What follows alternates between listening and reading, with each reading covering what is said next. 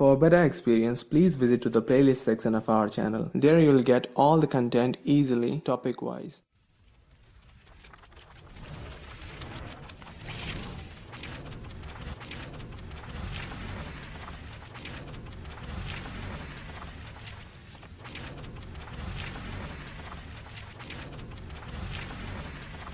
Hello दोस्तों, आइए हम लोग शुरू करते हैं रेटिंग मेथोडोलॉजी से। तो हम लोगों ने अभी तक जितना कवर किया है क्रेडिट रेटिंग वाले चैप्टर में, उससे आगे अब हम लोग बढ़ते हैं और आते हैं हम लोग आगे बढ़ते हैं रेटिंग मेथोडोलॉजी पे। तो रेटिंग मेथोडोलॉजी क्या है? मतलब इसका मतलब है ना कि किस तरह से रेट किया जाता है, उसकी क्या मेथड्स हैं, रेट करने के मेथड्स क्या हैं। तो आइए हम लोग देखते हैं कि कैसे किन किन कंपनियों को रेट किया जाता है।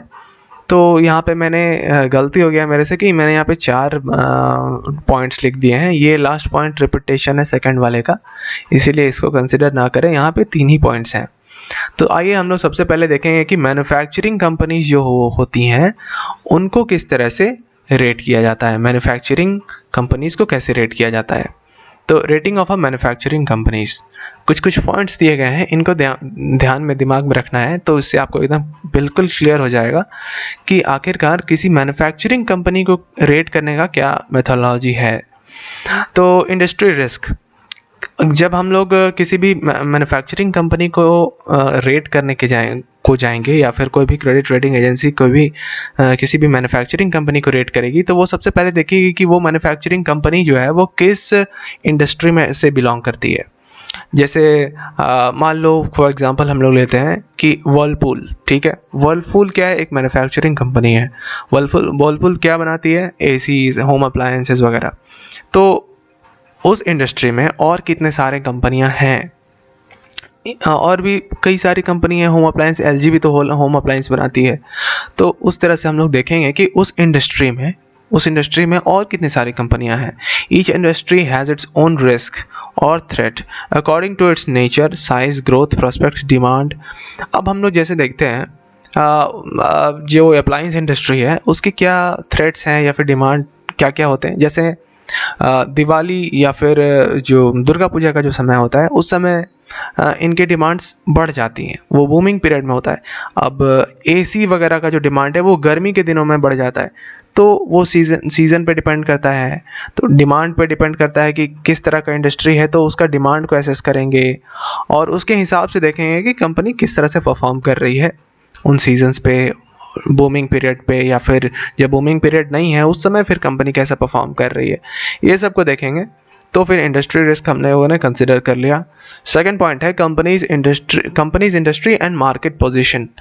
मतलब जैसा मैंने अभी आपको बताया कि हर एक कंपनी किसी न किसी एक इंडस्ट्री से बिलोंग करती है, तो उस इंडस्ट्री में वो कंपनी किस जगह पे स्टैंड करती है, उसकी मार्केट पोजीशन क्या है, ये चीज़ देखेंगे। ऑपरेटिंग एफिशिएंसीज कहने का मतलब किसी भी मैन्युफैक्चरिंग कंपनी की अगर ऑपरेटिंग एफिशिएंसी अगर हम लोग चेक करें तो कैसे चेक करेंगे कि वो आखिरकार वो कंपनी कैसा परफॉर्म कर रही है।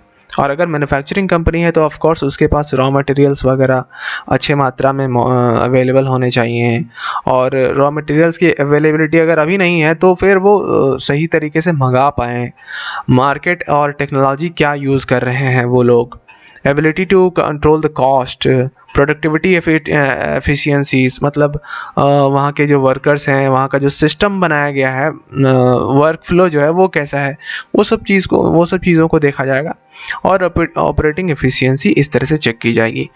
अकाउंटिंग क्वालिटी का कहने का मतलब क्या है कि मैन्युफैक्चरिंग कंपनी है तो ऑफ कोर्स सारी चीज़ों का अकाउंटिंग प्रॉपरली हो रहा है या नहीं हो रहा है, इस चीज़ को भी देखा जाएगा। ये भी एक फैक्टर है क्रेडिट रेटिंग प्रदान करते समय। फाइनेंशियल फ्लेक्सिबिलिटी, अब फाइनेंशियली मतलब कंपनी फ्लेक्सिबल है या नहीं। Evaluation of the companies financial needs, क्या क्या फाइनेंशियल ज़रूरत है, पैसे कहाँ पे खर्च करने पड़ते हैं कंपनी को अपना काम चलाने के लिए। सोर्सेज ऑफ फाइनेंस, कहाँ से कंपनी जो है वो पैसा उठा रही है। Flexibility in terms of alternative is also considered relevant. तो फाइनेंशियल फ्लेक्सिबिलिटी को भी चेक किया जाएगा, कंसिडर किया जाएगा रेटिंग प्रदान करते समय। किसी भी मैन्युफैक्चरिंग कंपनी को रेटिंग जब मिलती है उस समय अर्निंग प्रोटेक्शन, मतलब उसकी जो अर्निंग्स हैं वो प्रोटेक्टेड है या नहीं। ऐसा तो नहीं है कि जो मैन्युफैक्चरिंग कंपनी है उसने इतना ज़्यादा लोन लेके रखा हुआ है कि वो लोन अपने जो ऑपरेटिंग इनकम्स वगैरह जो भी इनकम आएगी उस कंपनी को, अर्निंग्स आएगी उस कंपनी को, वो अर्निंग सिर्फ और सिर्फ लोन चुकाने में ही तो कहीं चला नहीं जा रहा। ये भी देखना है, जैसे कि डेट कवरेज रेशियो अगर हम लोग जब चेक करेंगे उस कंपनी की तो हमें पता चल जाएगा कि कंपनी की डेट कवरेज सही है या नहीं। कहने का मतलब अपने लोन्स वगैरह जो है वो चुका पा रही है या नहीं। Return on capital employed margin, profit margin, ये सब चेक करेंगे तब अर्निंग प्रोटेक्शन हमें पता चलेगा कि उसकी अर्निंग जो है वो प्रोटेक्टेड है या नहीं। Financial leverage, financial leverage hope so आप सब जानते होंगे कि फाइनेंशियल लेवरेज क्या है। फाइनेंशियल लेवरेज भी एक रेशियो होता है जिसको कि हम चेक करते हैं। Cash flow adequacy, cash flow adequacy मतलब उसके पास जो कैश फ्लोज हैं, जो इनफ्लोज आते हैं वो एडिक्वेट है या नहीं। मतलब देखो कैश फ्लो क्या होता है, net of the inflow and outflow. कहने का मतलब कंपनियों को पैसा देना भी पड़ता है और कंपनियों के पास पैसा आता भी है। तो किसी भी मैन्युफैक्चरिंग कंपनी को अगर हम कंसिडर करें तो उनके पास पैसा जो आ रहा है वो ज़्यादा होना चाहिए और पैसा जो जा रहा है वो कम होना चाहिए, तभी तो कैश फ्लो जो है वो पॉजिटिव आएगा। और अगर एक पॉजिटिव कैश फ्लो है या फिर एडुकेट कैश फ्लो है तो हम लोग कंसिडर करेंगे कि वो कंपनी सही है, अच्छी खासी चल रही है। और अगर कैश फ्लो नेगेटिव रहेगा या फिर एडुकेट नहीं रहेगा, एडुकेट कहने का मतलब अपने सारे खर्चे अगर नहीं बियर कर पाएंगी कंपनी, तो फिर उसको कंसिडर किया जाएगा कि वो कंपनी उतनी सही नहीं है और उसको उस हिसाब से रेटिंग दिया जाएगा। और last but not least point, management evaluation. ये सबसे इम्पॉर्टेंट पॉइंट है एक तरह से अगर देखा जाए तो, क्योंकि मैनेजमेंट को इवैल्यूएट करना भी एक बहुत बड़ा पॉइंट है। मतलब किसी भी मैन्युफैक्चरिंग कंपनी में की जो मैनेजमेंट है वो कैसी है। अगर मैनेजमेंट वेल एस्टैब्लिश्ड मैनेजमेंट है, क्वालिफाइड पर्सनल हैं, उसमें लोग समझ रहे हैं, इंडस्ट्री की समझ अच्छी खासी रखते हैं, तो वो अच्छे से उस कंपनी को, मैन्युफैक्चरिंग कंपनी को चला पाएंगे। ये असेसमेंट किया जाता है क्रेडिट रेटिंग एजेंसी के द्वारा इन पॉइंट्स को कंसिडर करके कि कोई मैन्युफैक्चरिंग कंपनी कैसी है, उसकी क्या रेटिंग मिलना चाहिए। आगे हम बढ़ते हैं, जो यहाँ पे हम लोगों ने देखा था कि rating of a financial service company. अब हम लोग देखेंगे कि फाइनेंशियल सर्विस कंपनी जो है, फाइनेंशियल सर्विसेज कंपनी की रेटिंग किस तरह से की जाती है, उसकी क्या मेथडोलॉजी है।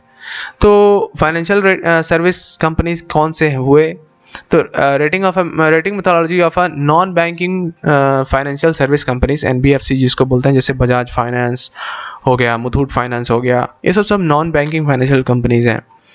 Is based on CAMELS modelling compassing. अब कैमल्स क्या है, कैमल्स मॉडल क्या है, तो कैमल्स मॉडल में आप यहाँ पे रेड जो लेटर्स में लिखा हुआ है वो कैमल, जो उसका जो फर्स्ट लेटर है उसी से बना हुआ है। Capital adequacy, C stands for capital adequacy. Capital adequacy कहने का मतलब CRAR, मतलब capital to risk weighted asset ratio से हम लोग कंसिडर करेंगे कि कैपिटल एडिक्वेसी कैसी है उस नॉन बैंकिंग फाइनेंशियल कंपनी की। अगर कैपिटल एडिक्वेसी सही है तो अच्छी रेटिंग, बुरी है तो अच्छी रेटिंग नहीं मिलेगी। एसेट क्वालिटी देखेंगे कि उसकी एसेट क्वालिटी कैसी है। अब एसेट क्वालिटी देखने के लिए किस चीज़ का यूज़ करना पड़ेगा, तो GNPA का यूज़ करना पड़ेगा। समझ में आ रहा है? GNPA का मतलब होता है gross non performing loans to gross advance ratio. अगर ये रेशियो पुअर है, अगर हायर है, मतलब ज़्यादा नॉन परफॉर्मिंग लोन्स है उस कंपनी के पास, और ग्रॉस एडवांसेस जो हैं वो कम हैं, तो हम लोग मानेंगे कि उसकी जो credit rating, credit decision making जो है वो सही नहीं है। यहाँ पे आप देख रहे होंगे कि higher GNPA is indicative of poor credit decision making. अगर GNPA ज़्यादा है तो पुअर क्रेडिट डिसीजन मेकिंग है उस कंपनी का, और हम लोग उसको जो रेटिंग मिलेगा वो अच्छी रेटिंग नहीं मिलेगी। मैनेजमेंट, अब हम लोगों ने यहाँ पे मैन्युफैक्चरिंग कंपनी में जब हम लोग मैनेजमेंट को इवेलुएट किए थे, तो ऑफ कोर्स यहाँ पे नॉन बैंकिंग फाइनेंशियल कंपनी है, फाइनेंशियल सर्विसेज कंपनीज है, तो पर भी यहाँ पे मैनेजमेंट को तो इवेलुएट करना ही पड़ेगा। मैनेजमेंट को evaluate the ratio of non interest expenditures to asset total asset can be one of the measures to assess the working of the management. मैनेजमेंट का जो काम करने का तरीका है उसको एसेस कर सकते हैं MGNT लगाकर।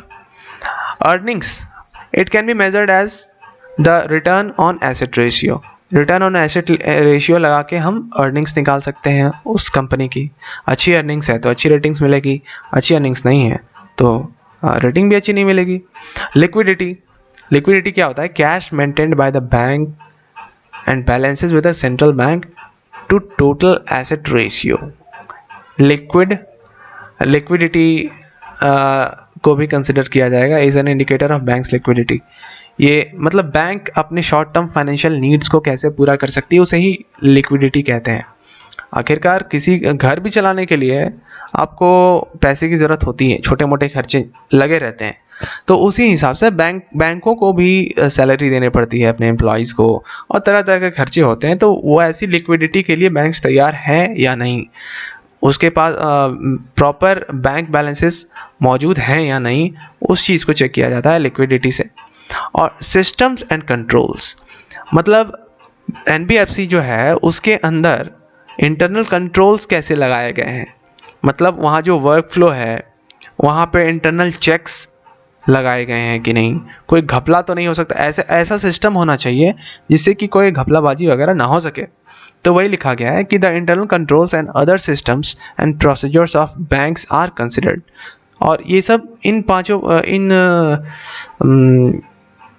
छह पॉइंट्स को हम कंसिडर करते हैं जब NBFC की रेटिंग करनी पड़ती है। आगे हम देखते हैं कि ratings of structured obligation and asset securitisation. अब हमें यहाँ सबसे पहले ये इस बात को समझना है कि रेटिंग तो करना है, लेकिन ये स्ट्रक्चर्ड ऑब्लिगेशन और एसेट सिक्योरिटाइजेशन क्या है भाई। तो सपोज करते हैं जो लोन्स और रिसीवेबल्स, मतलब किसी भी एग्जांपल लेते हैं बैंक्स की एग्जांपल लेते हैं। कोई बैंक लोन प्रोवाइड करता है, और लोन प्रोवाइड जो करता है बैंक, तो वो बैंक्स के लिए क्या है? रिसीवेबल्स। वैसे वैसे लोन्स को, वैसे वैसे जो रिसीवेबल्स हैं बैंक्स के पास, बैंक्स क्या करती है उसका एक जत्था बनाती है, मतलब एक ग्रुप बनाती है। सिमिलर काइंड ऑफ लोन्स जिसको प्रोवाइड किया गया है वैसे वैसे लोन्स की का ग्रुप बनाया जाता है, और उसको कन्वर्ट किया जाता है एक नेगोशिएबल इंस्ट्रूमेंट में। नेगोशिएबल इंस्ट्रूमेंट्स में कन्वर्ट किया जाता है, उसे हम कहते हैं एसेट सिक्योरिटाइजेशन। बैंक्स के लिए लोन्स और रिसीवेबल जो है वो एसेट है, और उसको भी बैंक यूज़ कर रही है सिक्योरिटी के तौर पे, और पैसा उठाने के लिए एक as a negotiable instrument use कर रही है। तो फिर उसको सिक्योरिटाइज कर दिया गया ना, इसीलिए कहते हैं एसेट सिक्योरिटाइजेशन। बैंकों ने अपना जो एसेट है उसको सिक्योरिटाइज करके एक नेगोशिएबल इंस्ट्रूमेंट बनाया, उसे ही हम कहते हैं एसेट सिक्योरिटाइजेशन। तो these negotiable instruments are sold to investors, और ये जो नेगोशिएबल इंस्ट्रूमेंट्स हैं ये इन्वेस्टर्स को बेचा जाता है, इन्वेस्टर से पैसा लिया जाता है। They are secured by underlying assets, और इन्वेस्टर उसको क्यों खरीदते हैं? क्योंकि इन्वेस्टर को पता है कि वो सिक्योर्ड है भाई। और किस चीज़ से सिक्योर्ड है? वो जो बैंक के लिए जो एसेट है, मतलब लोन और रिसीवेबल, उससे वो सिक्योर्ड है। मतलब जो लोन चुकाएगा जब बैंक को इंसान या फिर कंपनी या फिर कोई भी जिन्होंने भी बैंक से लोन लेके रखा होगा, वो पैसा फिर बैंक मुझे चुका सकती है जब वो उसको चुका देगा, इसीलिए वो सिक्योर्ड है, इसीलिए इन्वेस्टर उसको खरीद भी लेते हैं। तो आगे हम देखते हैं कि जब ऐसे चीज़ों का रेटिंग किया जाता है तो क्या क्या दिमाग में रखती है credit rating agency. The main factors considered for ratings here are, क्या सबसे पहले देखा जाता है कि risk profile, overall risk profile and monitoring and collection procedure क्या है।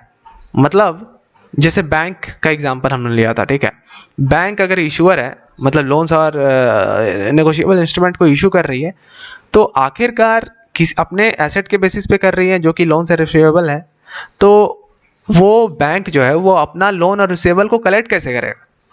कलेक्ट से अगर सही से कलेक्ट कर पाएगा तभी तो वो पैसा इन्वेस्टर को वापस से चुका पाएगी बैंक। इसीलिए वो कलेक्शन प्रोसीजर को चेक करेगा अगर कलेक्शन प्रतिशत बढ़िया है तो उस एसेट सिक्योरिटाइजेशन या फिर स्ट्रक्चर्ड ऑब्लिगेशन ये जो नेगोशिएबल इंस्ट्रूमेंट है इसको अच्छी रेटिंग मिलेगी, वरना नहीं मिलेगी। एसेट क्वालिटी को देखा जाएगा, ये जो लोन्स जो हैं वो कैसे हैं। अगर एनपीए हैं, मान लो कोई एक ग्रुप था लोन का जिसको कि सिक्योरिटाइज किया गया और नेगोशिएबल इंस्ट्रूमेंट बनाया गया, और वो जो ग्रुप है लोन वाला ग्रुप, वैसे लोन्स हैं जो कि एनपीए हैं, मतलब नॉन परफॉर्मिंग एसेट है बैंक के लिए। बहुत दिनों से उन लोगों ने जो इंटरेस्ट है वो चुकाया नहीं है, वापस से बैंक को पैसा वापस नहीं किया है, तो फिर उसकी रेटिंग को कम कर दी जाएगी, क्योंकि क्वालिटी जो है एसेट का वो घट चुका है, वो एनपीए बन चुका है। तो फिर उसी हिसाब से उसको रेटिंग दिया जाएगा। ऐसे नेगोशिएबल इंस्ट्रूमेंट को रेटिंग भी उसी हिसाब से मिलेगा। Process of selection of asset pool to be securitised. Asset pool, अभी मैंने कहा था कि वैसे लोन का ग्रुप बनाया जाता है, तो वही एसेट पुल कहने का मतलब है ये जो ग्रुप बनाया गया था लोन्स का या रिसीवेबल्स का, वो ग्रुप कैसा है, उसका सिलेक्शन प्रोसेस सही था कि नहीं। अगर सिलेक्शन ही प्रोसेस गलत होगा तब तो एसेट क्वालिटी डिटोरिएट हो गई ना, और उसी हिसाब से फिर रेटिंग मिलेगा। द कैरेक्टरिस्टिक्स ऑफ द पुल की क्वालिटी कैसी है, मतलब वो जो ग्रुप बनाया गया है लोन्स एंड रिसीवेबल्स का, उसका क्वालिटी कैसा है। And the cash flows from it based on the past records of its behaviour. और वैसे लोन और रिसीवेबल्स का जो ग्रुप बनाया गया है, वैसे लोन्स का पास्ट रिकॉर्ड्स कैसा था, या फिर इशूअर ने जब वो ऐसा क्वालिटी का लोन दिया है किसी को, तो वो लोन्स वापस रीपेमेंट हुए या नहीं, इशूअर को वो पैसा मिला या नहीं, मतलब इशूअर कहने का मतलब बैंक को वो पैसा वापस मिला या नहीं, वो हिस्ट्री देखेंगे हम लोग, और उसी पास्ट रिकॉर्ड के बिहेवियर के बेसिस पे हम लोग डिसाइड करेंगे कि अभी उसका रेटिंग क्या होना चाहिए, अभी वो सही है या नहीं। और इसी तरह से एनालाइज किया जाता है स्ट्रक्चर्ड ऑब्लिगेशंस को। तो हम लोगों ने आज क्या देखा, हम लोगों ने देखा कि रेटिंग मेथोडोलॉजी क्या फॉलो की जाती है क्रेडिट रेटिंग एजेंसीज के द्वारा, जब भी मैन्युफैक्चरिंग कंपनीज या फाइनेंशियल सर्विसेज कंपनीज या फिर कोई भी स्ट्रक्चर्ड ऑब्लिगेशन या एसेट सिक्योरिटाइजेशन को रेट करने का नौबत आता है। तो ये सब फैक्टर्स हैं जो कि फाइनेंशियल मैन्युफैक्चरिंग कंपनीज में कंसिडर की जाती है। ये सारे फैक्टर जो कैमल शॉर्ट फॉर्म था, ये सारे फाइनेंशियल सर्विसेज कंपनीज में कंसिडर की जाती है, और ये सारे फैक्टर्स जो है वो एसेट सिक्योरिटाइजेशन और स्ट्रक्चर्ड ऑब्लिगेशन के रेटिंग पे कंसिडर की जाती है। होप सो कि आपको वीडियो हेल्पफुल रही हो। सो लाइक कीजिए वीडियो को और subscribe the channel. Thank you.